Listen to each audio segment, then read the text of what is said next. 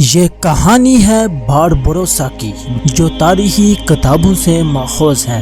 یہ کہانی 15 سے 20 ایپیسوڈز پر مشتمل ہوگی جس میں آپ کو باربروسا کی مکمل تاریخ دکھائی جائے گی۔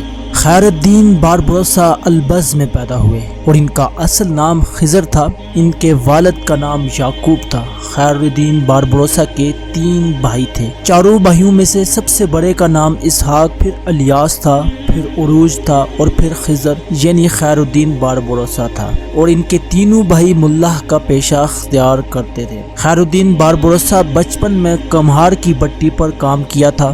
یہ وہ دور تھا جب یورپ والوں نے سارے سمندر کے اندر قزاقی کو اپنا پیشہ بنا رکھا تھا۔ اسی پیشے کے سرکردہ لوگوں نے خیر الدین باربروسا کے بھائی کو ایک بحری لڑائی میں مار ڈالا تھا۔ اس کے بعد خیر الدین کے بڑے بھائی یعنی عروج نے سمندر کی ان مہمات کو اپنے ذمہ لیا۔ عروج ایک بہترین ملاح تھا۔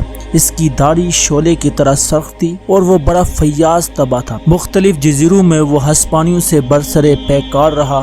ان لڑائیوں میں سب سے پہلے اس کا ایک ہاتھ کٹ گیا، پھر وہ بحری قزاقوں اور ہسپانیوں سے جنگ کرتا مارا گیا۔ عروج نے اپنے دور میں مسلمانوں کو ہسپانیوں کے ظلم و ستم سے آزاد کروایا اور کئی علاقے فتح کیے۔ اس کے بعد اس کے سب سے چھوٹے بھائی یعنی خیر الدین نے اپنے بھائی کی کشتیوں کا بیڑا سنبھالا، اور اسی دلیری اور بے خوفی سے اس نے قزاقوں کا مقابلہ کرنے کے لیے خیر الدین باربروسا نے مغرب کا رخ کیا۔ خیر الدین کے بھائی عروج کی داڑھی سرخ تھی، لہذا اس کے ساتھیوں نے اسے باربروسا کا خطاب دیا تھا۔ خیر الدین کی داڑھی بھی شعلے کی طرح سرخ تھی، لہذا اسے بھی ساتھیوں نے باربروسا کا نام دیا۔ لہذا باربروسا صرف خیر الدین کا نام نہیں تھا بلکہ عروج کا نام بھی لوگ باربروسا کہہ کر پکارتے تھے۔ جب خیر الدین باربروسا نے اپنے بھائی خضر کے بعد کمانداری سنبھالی تو یہ وہ دور تھا جب مسلمانوں کی آخری سلطنت غرناطہ کا خاتمہ ہو چکا تھا اور آخری مسلمان حکمران عبداللہ اندلس سے نکل کر افریقہ جا چکا تھا۔ اسپین کے نصرانی حکمران مسلمانوں پر ظلم و جبر کرتے تھے اور انہیں زبردستی نصرانی بنانے کی کوشش کر رہے تھے۔ مسلمانوں کی بدقسمتی، جب مسلمان اسپین پر حملہ ور ہوئے تو یورپ والے انہیں مورس کے نام سے پکارتے تھے، اور جب اسپین میں مسلمانوں کی حکومت ختم ہو گئی تب اسپین کے حکمرانوں نے مسلمانوں کو زبردستی عیسائی بنانا شروع کیا، اور جو لوگ عیسائی بنا لیے جاتے انہیں حقارتاً مارسکوز کہہ کر پکارا جانے لگا۔ جن مسلمانوں کو زبردستی عیسائی بنا لیا جاتا وہ کلیساؤں میں ضرور جاتے تھے، لیکن گھر آ کر دروازے بند کر کے 5 وقت کی نماز بھی پڑھتے تھے، اس لیے کہ انہیں اپنی جانیں اور اپنے ناموس کو بچانے کے لیے بظاہر انہوں نے عیسائیت کو قبول کر لیا تھا، لیکن باطن میں وہ اپنے دین سے منسلک رہے۔ گو عیسائیوں اور ان کے حکمرانوں کو مطمئن کرنے کے لیے وہ کلیساؤں میں شادی بھی کرتے تھے، لیکن گھر جا کر وہ بڑی رازداری کے ساتھ اسلامی رسومات کے مطابق اپنے نکاح کا بھی اہتمام کر لیتے تھے۔ دوسری طرف جب باربروسا نے سمندر میں کمانداری سنبھالی اس وقت سے افریقہ کی حالت عجیب و غریب تھی۔ وہاں بہت سے حکمران تھے۔ تلمسان کا حکمران ایک شخص ابو ہمکو تھا، وہ بھی باربروسا اور اس کے بھائیوں کے خلاف تھا۔ الجزائر کے جس حصے پر ہسپانیوں والوں نے قبضہ کر لیا تھا وہاں ایک ہسپانی سالار مون کیڈا ایک بہت بڑے لشکر کی کمانداری کر رہا تھا۔ اس کے علاوہ کوکو شہر کا حکمران ابن قاضی جو کہ مسلمان تھا، یہ بھی باربروسا اور اس کے بھائیوں کا بدترین دشمن تھا۔ الجزائر کے قریب ہی نیوان نام کا ایک کافی بڑا جزیرہ ہے۔ اس کے اندر ایک مضبوط اور مستحکم قلعہ ہے۔ یہاں ہسپانیوں والوں کا ایک بہت بڑا لشکر تھا۔ یہاں انہوں نے جنگی ساز و سامان بھی رکھا تھا۔ جو ہسپانیوں والوں کا بحری بیڑا اور لشکر ہے، اس کا کماندار ایک شخص ڈان مارٹن تھا۔ یہ بھی ہمہ وقت باربروسا اور مسلمانوں کے خلاف برسرے پیکار رہتا تھا۔ باربروسا اس کے بھائیوں اور ساتھیوں کا سب سے بڑا دشمن ٹیونس کا مسلمان حکمران حسان تھا۔ جب خیر الدین باربروسا نے اپنے بھائی عروج کے کام کو سنبھالا تو شرسال اور ٹیونس شہروں میں ان کے خلاف بغاوت اٹھ کھڑی ہوئی۔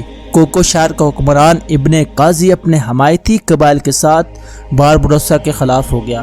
تلمسان کے حکمران ابو ہمو نے بھی باربروسا کے خلاف اعلان جنگ شروع کر دیا، اور یوں الجزائر کے وہ علاقے جن پر عروج کی کامیابیوں کے بدولت قبضہ تھا وہ ان سے چھین لیے گئے۔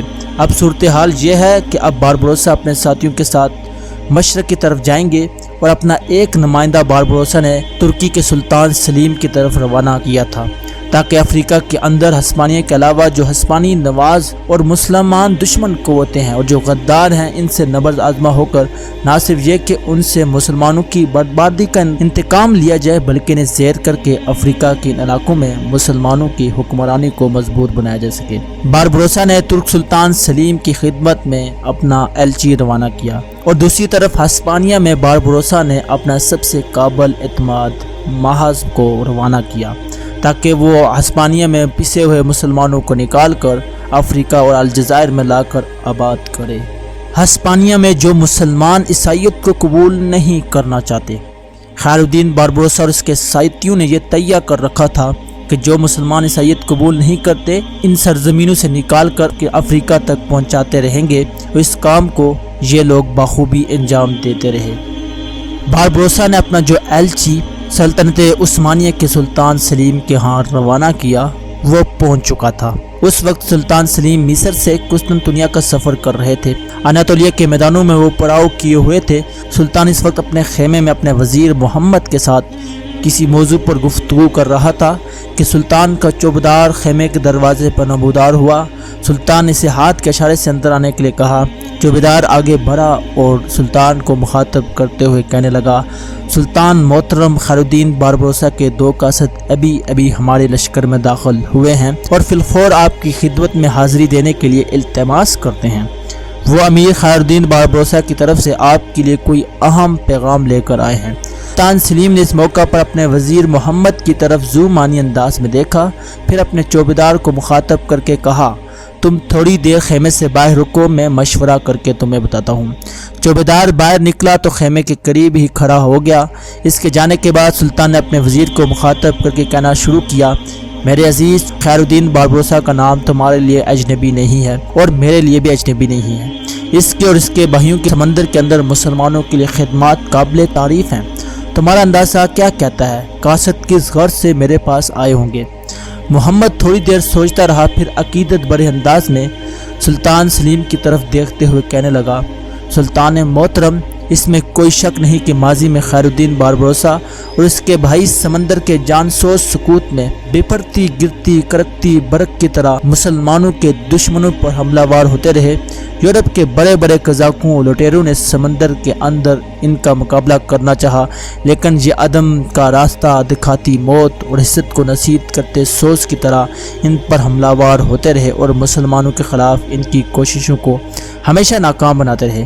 سلطان محترم، لگتا ہے کہ خیر الدین باربروسا کی جستجو کے ویران صحرا اور جدوجہد کے آکاش پر کچھ تبدیلیاں رونما ہوئی ہیں اور دشمنوں نے اس کی طاقت کو مضطرب اور دل سوخت کر دیا ہے۔ اسی بنا پر انہوں نے اپنا ایلچی مدد کے لیے روانہ کیے ہوں گے۔ سلطان محترم، یہ میرا اندازہ ہے، بہرحال میں وثوق سے کچھ نہیں کہہ سکتا۔ وزیر محمد سلطان سلیم کو مشورہ دیتا ہے کہ ہمیں ان مجاہدوں کو مایوس نہیں کرنا چاہیے۔ یہی وہ لوگ ہیں جو سمندر کے اندر مسلمانوں کے لیے ڈھال کا باعث بنتے ہیں۔ سلطان سلیم اپنے وزیر کی طرف مسکرا اور کہنے لگے، میرے عزیز، اس سے آگے تمہیں کہنے کی کچھ ضرورت نہیں۔ جو کچھ تم کہنا چاہتے ہو میں سمجھ گیا ہوں اور میں خیر الدین کے قاصدوں کو مایوس نہیں کروں گا۔ تم چوبدار سے کہہ دو کہ خیر الدین کی طرف سے آنے والے دونوں قاصدوں کو میرے پاس لاؤ۔ دونوں قاصدوں کو سلطان کے حاضر کیا گیا۔ سلطان اور وزیر نے اپنی جگہ سے کھڑے ہو کر پرجوش انداز میں خیر الدین کے قاصدوں کا استقبال کیا۔ سلطان نے انہیں مخاطب کر کے کہا، تم دونوں پہلے اپنا نام بتاؤ، اس کے بعد میں اپنی گفتگو کا آغاز کروں گا۔ اس پر ان دونوں میں سے ایک بول اٹھا، سلطان محترم، میرا نام کاکاد ہے اور میرے ساتھی کا نام حسن آغا ہے۔ سلطان سلیم کے لبوں پر ہلکی سی مسکراہٹ نمودار ہوئی، پھر کہنے لگا، کاکاد، اچھا ہوا آج تم سے ملاقات ہوگی۔ کیا تم بھی وہی ہو جسے یورپ کے ملا یورپ کی بحری قوتیں شیطان شکاری کے نام سے یاد کرتی ہیں؟ کاکاد کے چہرے پر ہلکی سی مسکراہٹ چھائی۔ اس نے کہا، سلطان محترم، آپ کا کہنا درست ہے، میں ہی اس نام سے مشہور ہوں۔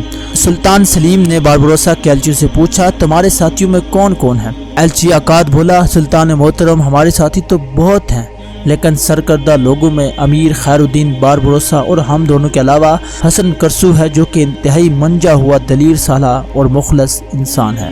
سلطان نے کہا، اب تم یہ کہو، تم کس غرض سے آئے ہو؟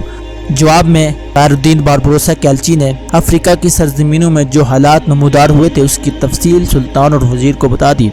جواب میں سلطان بڑی دیر تک بڑی شفقت اور محبت میں ان کی طرف دیکھتا رہا۔ پھر سلطان کہنے لگا، آنے والی شب تم میرے لشکر میں قیام کرو، میں جانتا ہوں کہ تم تھکے ہوگے، کل میں تم دونوں کے متعلق فیصلہ کروں گا۔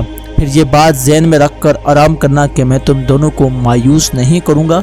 جو امیدیں تم میرے پاس لے کر آئے ہو، جن خواہشات کا اظہار باربروسا نے کر تمہیں بھیجا ہے، میرے خداوند کو منظور ہوا تو میں تم لوگوں کو اس سے کئی گنا زیادہ نوازوں گا۔ اب تم جا کر آرام کرو۔